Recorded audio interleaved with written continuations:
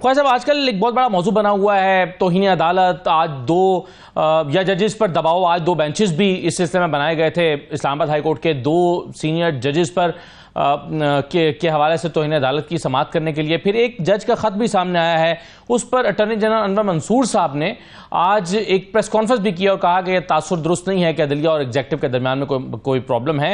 اسلام آباد high court ہو یا Lahore high court ہو یا دیگر ہائی کورٹس ہوں، وہاں سے بھی اپنی ریکمنڈیشنز دی گئی ہیں. آپ مجموعی طور پر اس معاملے کو کیسے دیکھتے ہیں؟ کیا واقعی عدالتوں کے امور میں مداخلت جو ہے وہ اس وقت پاکستان کا ایک بڑا مسئلہ ہے؟ شکریہ. گزارش ہے کہ پاکستان کا آئین موجود ہے، سوشل کانٹریکٹ ہے، اور پھر وہ اسٹیٹ آرگنز کی رسپانسبلٹیز، آبلیگیشنز ہیں، وہ ان کو بھی پیرامیٹرز ڈیفائن کرتا ہے. بلا شبہ انڈیپینڈنس آف جوڈیشری جو ہے وہ جمہوریت کی بھی اساس ہے اور فنڈامنٹل رائٹس کو پروٹیکٹ کرنے کے لیے بھی. لیکن ایٹ دا سیم ٹائم یہ بھی دیکھنا پڑے گا کہ ایک ادارہ دوسرے ادارے کی اتھارٹی میں ٹرانسگریس تو نہیں کرتا. بالکل انصاف فراہم کرنا عدالتوں کا کام، قانون کی تشریح کرنا، انٹرپریٹ کرنا ان کا کام، آئین کی تشریح کرنا سپیریئر جوڈیشری کا کام، لیکن قانون سازی ان کا کام نہیں ہے. اور جہاں پہ ماضی میں قانون سازی کے حوالے سے مداخلت کی جاتی رہی اور کانسٹیٹیوشن کو ری رائٹ کرنے کی کوشش کی گئی یا ری رائٹ کیا گیا، تو پھر میں سمجھتا ہوں کہ پھر اس قسم کے معاملات چل پڑتے ہیں. ہر ادارے کو، ہر اسٹیٹ آرگن کو اپنے دائرہ اختیار میں رہ کے کام کرنا چاہیے.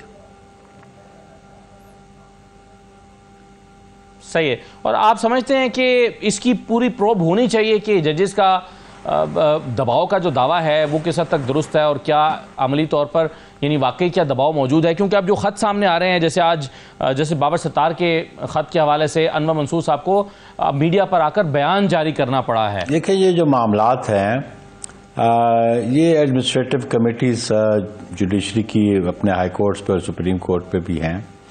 یہ معاملات ان میں ڈسکس ہو سکتے ہیں، اور یہ خط و خطابت کرنا اور اس پہ پھر میڈیا پہ آنا، یہ تو پھر پبلک ایٹ لارج کو بھی پھر کمنٹس آتے ہیں. پھر یہ سوشل میڈیا کا جو معاملہ چل پڑا ہے اس کو بھی کنٹرول کرنے کی ضرورت ہے. بہت ساری ایسی باتیں، بہت ساری بیہودہ باتیں بھی سوشل میڈیا پہ جا رہی ہیں.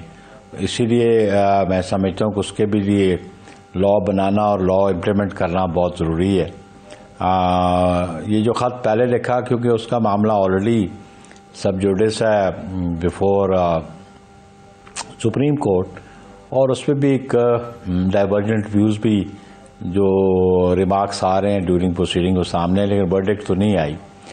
اور اسی میں سے ایک آدھ بات سامنے یہ بھی آئی کہ ان ججز کو اگر ان پہ دباؤ تھا یا ان کی ڈفرینس تھی تو کنٹیمپٹ کا کارروائی کرتے یا نوٹس دیتے، اور اسی کو ذہن میں رکھتے ہوئے اسلام آباد ہائی کورٹ کے دو ججز کے حوالے سے کنٹیمپٹ پروسیڈنگ شروع ہو چکی ہیں.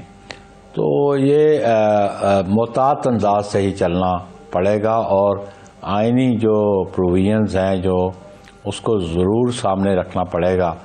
لیکن یہ اس ملک میں بنیادی حقوق کی جب بات ہوگی تو آبویسلی جب کوئی ایگزیکٹو اتھارٹی ٹرانسگریس کرتی ہے یا فنڈامنٹل رائٹس کی ڈینائل ہوتی ہے تو اس کو پروٹیکٹ کرنا جوڈیشری کا کام ہے. لیکن جوڈیشری کا کام چینی کی قیمتیں مقرر کرنا اور فارن پالیسی بنانا نہیں ہے. صحیح ہے. آج کل نئی خواجہ صاحب گرینڈ ڈائلاگ کی بات چل رہی ہے سیاسی جماعتوں کے درمیان، خاص طور پر جو حکومتی جماعت ہے وہ کہہ رہی ہے کہ یہ گرینڈ ڈائلاگ کرتے ہیں.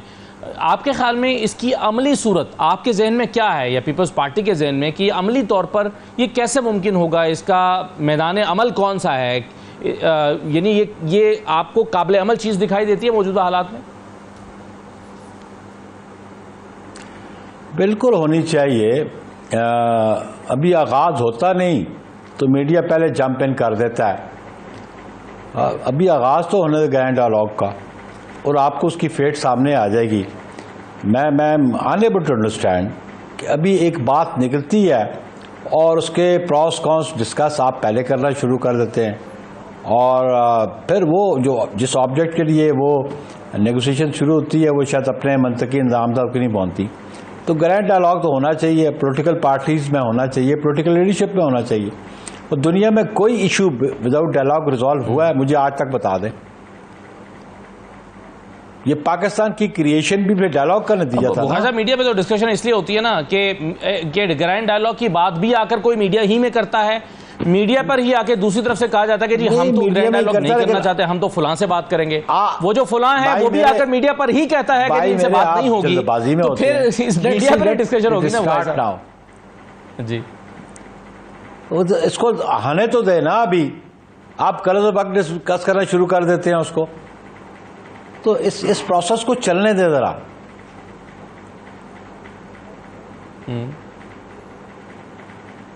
صحیح ہے، مگر بخاری صاحب یہ ہو بھی رہے ہیں کہ نہیں؟ کیونکہ تحریک انصاف نے تو انکار کر دیا ہوگا جی ہم آپ سے تو بات کرنا ہی نہیں چاہتے، تو پھر اس کو انیشیٹ کیسے کیا جا سکتا ہے؟